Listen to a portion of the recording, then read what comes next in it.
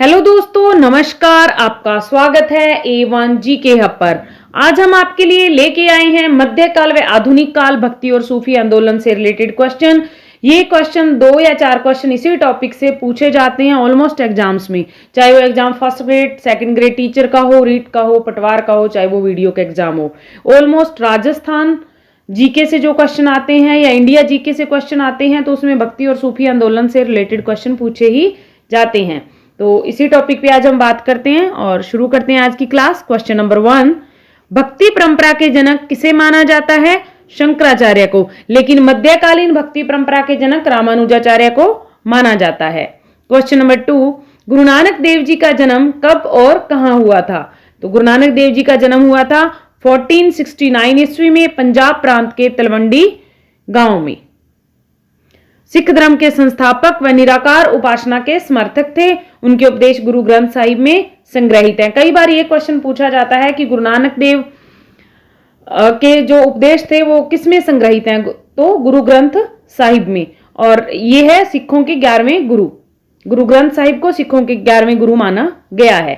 Question number 3, Kabir के गुरु थे। कबीर के गुरु कौन थे? रामानंद। क्वेश्चन नंबर 4, बंगाल में भक्ति आंदोलन के सूत्रधार कौन थे? चैतन्य महाप्रभु।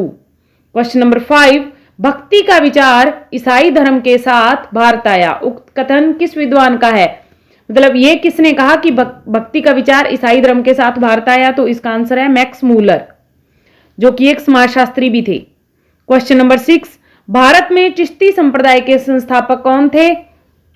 भारत में चिश्ती संप्रदाय के संस्थापक थे ख्वाजा मोइनुद्दीन चिश्ती। क्वेश्चन नंबर 7, नरसिफ। नरसिफ का मतलब है नौ आकाश। पुस्तक के रचयिता कौन है? नरसिफ पुस्तक किसने लिखी? अमीर खुसरो ने। क्वेश्चन नंबर 8, आलावार शब्द का क्या अर्थ है? ज्ञानी व्यक्ति। ये कई जगह अलावार दिया हुआ है, लेकिन कई जगह इसको आलावार भी बोला गया है। तो इसका अर्थ था ज्ञानी व्यक्ति।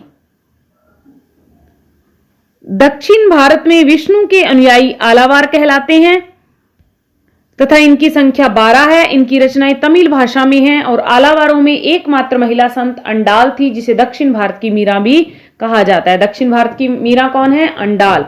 और ये आलावार संतों में एकमात्र महिला थी। क्वेश्चन नंबर 9, दक्षिण भारत में शिव भक्तों को किस नाम से जाना जाता है? नयनार। तो विष्णु के भक्त क्या कहलाते थे? आलावार, और शिव के भक्त कहलाते थे नयनार। इनकी संख्या 63 है। इनके भक्ति गीतों को देवारम में संकलित किया गया है। तो शिव भक्तों के जो नयनार भक्त कहलाते थे, उनके जो भक्ति गीत थे उसको किसमें संकलित किया गया है? देवाराम में। जो उनका ग्रंथ था उसको देवारम कहा गया है।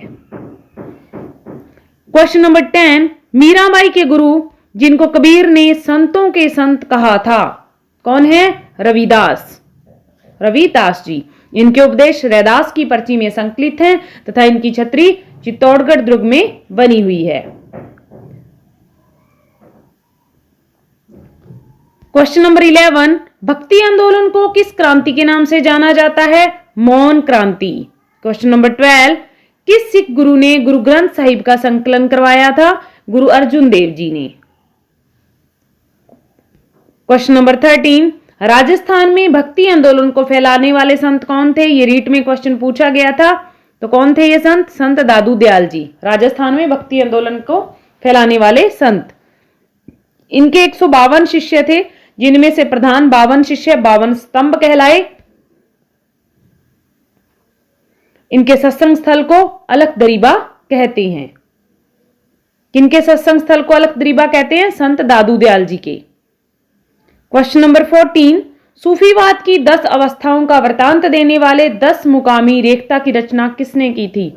10 मुकामी रेखता की रचना गुरु नानक देव जी ने की थी।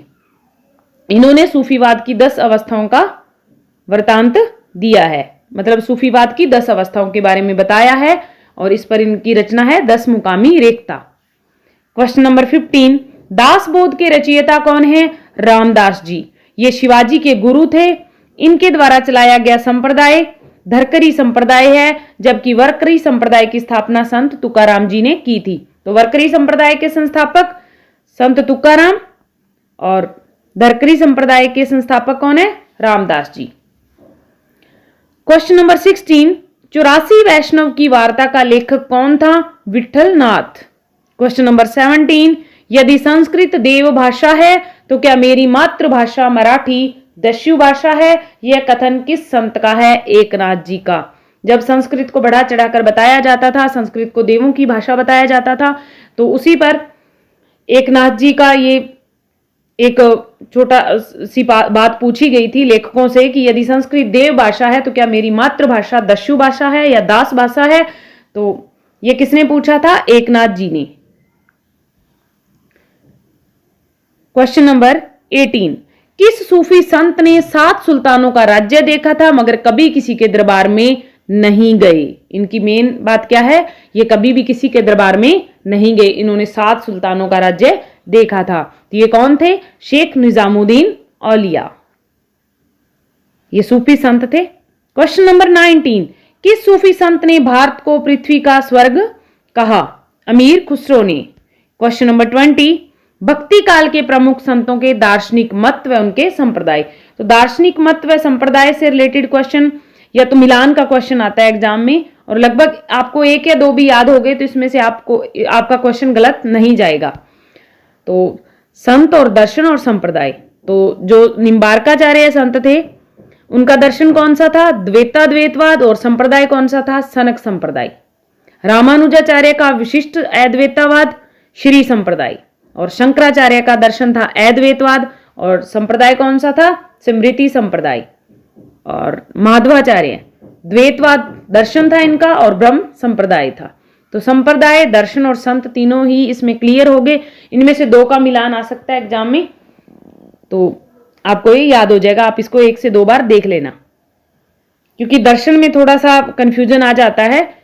ऑलमोस्ट ये एक जैसे हैं। निम्बार्काचार्य का द्वैताद्वैतवाद, रामानुजाचार्य का विशिष्ट अद्वैतवाद, शंकराचार्य का अद्वैतवाद और मध्वाचार्य का द्वैतवाद।